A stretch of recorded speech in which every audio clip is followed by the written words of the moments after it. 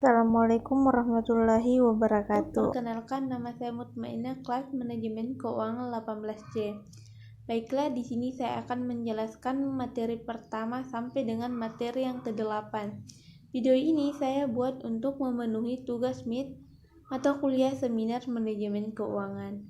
Baiklah, kita mulai dari materi pertama, yaitu tentang manajemen modal kerja, di mana manajemen modal kerja merupakan suatu pengelolaan investasi perusahaan dalam aset jangka pendek. Adapun konsep modal kerja ada 3. Yang pertama, konsep kuantitatif, yang kedua konsep kualitatif, yang ketiga konsep fungsional. Konsep kuantitatif ini menggambarkan tentang keseluruhan jumlah dari aktiva lancar milik perusahaan. Sedangkan konsep kuantitatif ini modal kerja akan sangat berkaitan dengan jumlah utang lancar ataupun utang yang pembayarannya harus segera dibayarkan. Sedangkan konsep fungsional, dasar utama dalam konsep fungsional ini adalah biaya yang tersimpan sebagai modal dan juga dana yang dikeluarkan mempunyai fungsi dan memperoleh pendapatan bisnis. Adapun perputaran modal kerja atau working capital turnover merupakan salah satu rasio untuk mengukur atau menilai keefektifan modal kerja perusahaan selama periode tertentu, artinya seberapa banyak modal kerja berputar selama satu periode. Adapun untuk penentuan jumlah modal kerja ada 3. Yang pertama, siklus kewajiban, yang kedua siklus produksi, yang ketiga siklus piutang. Kemudian kita lanjut ke materi kedua, yaitu manajemen piutang dan kredit, di mana piutang merupakan salah satu unsur dari aktiva lancar dalam neraca perusahaan yang timbul akibat adanya penjualan barang dan jasa atau pemberian kredit terhadap debitur yang pembayarannya pada umumnya diberikan. Selanjutnya kita lanjut ke kebijakan penetapan kredit ada 3, yaitu yang pertama standar kredit, yang kedua syarat kredit, yang ketiga kebijakan penagihan.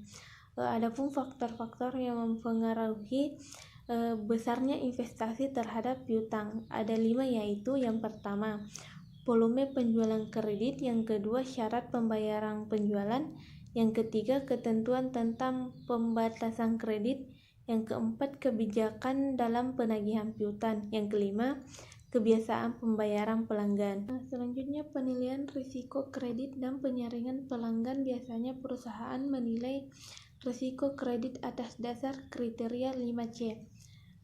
Selanjutnya kita beralih ke materi ketiga, yaitu manajemen persediaan, di mana manajemen persediaan ini merupakan unsur yang paling aktif dalam operasi perusahaan dagang dan perusahaan industri atau jasa. Pun jenis-jenis persediaan yaitu yang pertama persediaan bahan baku, yang kedua persediaan komponen-komponen rakitan, yang ketiga persediaan bahan pembantu, yang keempat persediaan barang setengah jadi, yang kelima persediaan barang jadi. Adapun perputaran persediaan menurut Kasmir, perputaran persediaan merupakan rasio yang digunakan untuk mengukur berapa kali dana yang ditanam dalam persediaan atau inventory ini berputar dalam satu periode. Selanjutnya, perputaran persediaan dapat pula diartikan sebagai rasio yang menunjukkan berapa kali jumlah barang persediaan diganti dalam satu tahun. Kemudian adapun biaya-biaya yang berkaitan dalam persediaan dapat dikelompokkan dalam klarifikasi biaya, antara lain yang pertama pengelolaan sediaan, yang kedua kekurangan sediaan, yang ketiga pemesanan, yang keempat penerima sediaan. Selanjutnya kita beralih ke materi keempat, yaitu risiko dan hasil pada aset. Risiko akan selalu ada dalam setiap investasi karena investor harus memproyeksikan berapa besarnya cash flow atau penerimaan yang akan diterima selama usia investasi. Untuk penggunaan distribusi probabilitas dan untuk pengukuran risiko perlu diingat kembali bahwa secara umum risiko mengacu pada probabilitas bahwa sesuatu yang tidak diharapkan akan terjadi. Pengukuran risiko adalah usaha untuk mengetahui besar atau kecilnya risiko yang akan terjadi. Hal ini dilakukan untuk melihat tinggi rendahnya risiko yang dihadapi perusahaan. Adapun manfaat pengukuran risiko. Pertama, untuk menentukan kepentingan relatif dari suatu risiko yang dihadapi. Yang kedua, untuk mendapatkan informasi yang sangat diperlukan oleh manajer risiko dalam upaya menentukan cara dan kombinasi cara-cara yang paling dapat diterima atau paling baik dalam penggunaan sarana penanggulangan risiko. Berikutnya, untuk perilaku terhadap risiko. Asumsi penting dalam pembicaraan risiko dan tingkat keuntungan yang diharapkan ini adalah bahwa setiap individu adalah rasional dan tidak menyukai risiko atau risk. Sikap tidak menyukai risiko ini tercermin dari sikap bahwa setiap individu akan meminta tambahan keuntungan yang lebih besar untuk setiap kenaikan tingkat risiko yang dihadapi. Selanjutnya adalah materi kelima, yaitu rasio keuangan, di mana rasio keuangan adalah suatu alat dalam menganalisis dan mengukur kinerja perusahaan dengan menggunakan parameter kondisi atau data keuangan perusahaan tersebut. Adapun jenis-jenis rasio yaitu rasio likuiditas, rasio solvabilitas, rasio aktivitas, dan rasio rentabilitas. Rasio likuiditas digunakan untuk mengukur kemampuan perusahaan dalam membayar atau melunasi utang, sedangkan rasio solvabilitas digunakan untuk mengukur kemampuan perusahaan dalam melunasi semua kewajibannya, sedangkan aktivitas digunakan untuk mengukur keefektifan atau efisiensi perusahaan yang dalam menggunakan aktiva-aktiva yang dimilikinya, sedangkan rasio rentabilitas digunakan untuk mengukur tingkat perolehan keuntungan dibandingkan dengan penjualan yang tertentu. Dua metode rasio perbandingan keuangan yaitu metode Comside dan analisis time series dan price costing. Analisis Dumpont merujuk pada suatu kerangka kecil yang digunakan dalam menganalisis kinerja fundamental perusahaan, khususnya terkait proses analisis keuntungan yang diperoleh perusahaan. Teknik ini dilakukan dengan menjabarkan satu persatu komponen yang digunakan dalam perhitungan ialah rasio return on equity.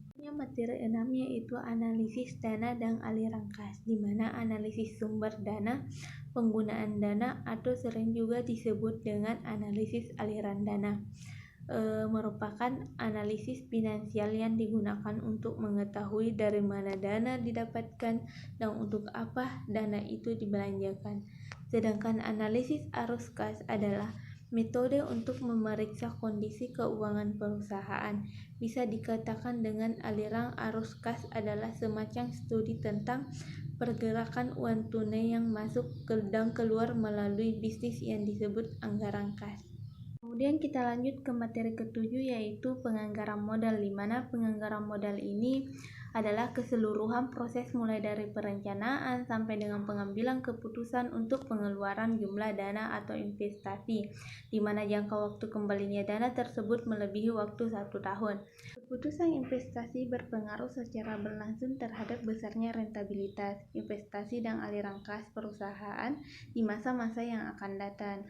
Kemudian dalam penelitian awal investasi dalam suatu proyek terdapat beberapa tujuan dimulainya sebuah proyek, dan proyek tersebut dapat diklarifikasi sebagai: 1. Perawatan bisnis, yang kedua ekspansi ke produk dan pasar yang pasar baru, terus yang ketiga ekspansi ke produk dalam pasar yang sudah ada, yang keempat penelitian dan pengembangan, yang kelima kontrak-kontrak jangka panjang, dan yang keenam proyek keamanan atau lingkungan. Penentuan aliran kas operasional merupakan aliran yang terjadi selama umur investasi, sedangkan penentuan aliran akhir umur proyek merupakan aliran kas masuk diterima oleh perusahaan sebagai akibat habisnya umur ekonomi suatu proyek investasi.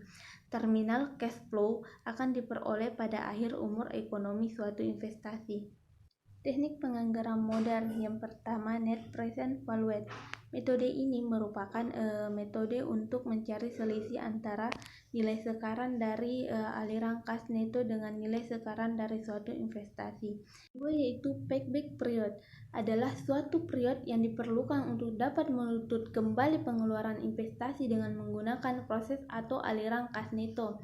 Kemudian yang ketiga, metode internal risk of return merupakan metode penelitian investasi untuk mencari tingkat bunga, kemudian menyamakan nilai sekarang dari aliran kas neto dan investasi. Kemudian yang keempat yaitu metode Profitability Index merupakan metode yang memiliki hasil keputusan yang sama dengan metode net present value. Selanjutnya di materi ke-8 yaitu biaya modal dan struktur modal, di mana biaya modal ini adalah biaya real yang dikeluarkan oleh perusahaan dalam memperoleh dana untuk menandai investasi atau operasional perusahaan.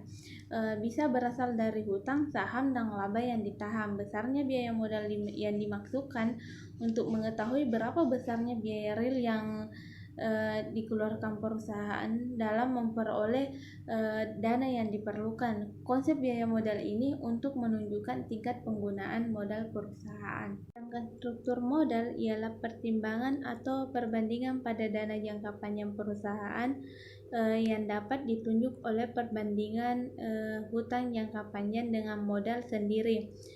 Kemudian perusahaan bisa memiliki dua sumber dana, yaitu dari internal perusahaan dan eksternal. Kemudian sumber internal berasal dari modal saham dan laba ditahan, sedangkan dana eksternal berasal dari hutang. Biaya untuk masing-masing sumber dana jangka panjang dikelompokkan menjadi dua jenis. Yang pertama, pendanaan jangka panjang yang diperoleh dari utang, dan yang kedua pendanaan diperoleh dari modal. Sumber dana dari utang di sini adalah utang jangka panjang yang kemudian perusahaan meminjam dana kepada pihak lain atau kreditur dan melunasi kembali pinjaman pokok beserta biayanya atau bunga dalam tempo waktu yang lama. Kemudian sumber dana dari modal adalah alternatif selain pendanaan yang dibiayai dari utang, jadi tidak akan ada bunga dalam skema pendanaan ini. Kemudian selanjutnya yaitu teori kapitalisasi. Kapitalisasi adalah sebuah upaya pemilik perusahaan untuk menyertakan modal bagi perusahaan. Ada banyak sumber modal bagi perusahaan yang bisa menjadi pilihan yang sesuai dengan kebutuhan perusahaan. Kapitalisasi berbeda dengan struktur modal. Jika struktur modal adalah istilah yang luas berkaitan dengan aspek kualitatif keuangan, maka kapitalisasi adalah istilah yang sempit dan berkaitan dengan aspek kuantitatif. Baiklah, itulah penjelasan dari materi 1-8. Lebih dan kurangnya mohon dimaafkan. Terima kasih. Waalaikumsalam warahmatullahi wabarakatuh.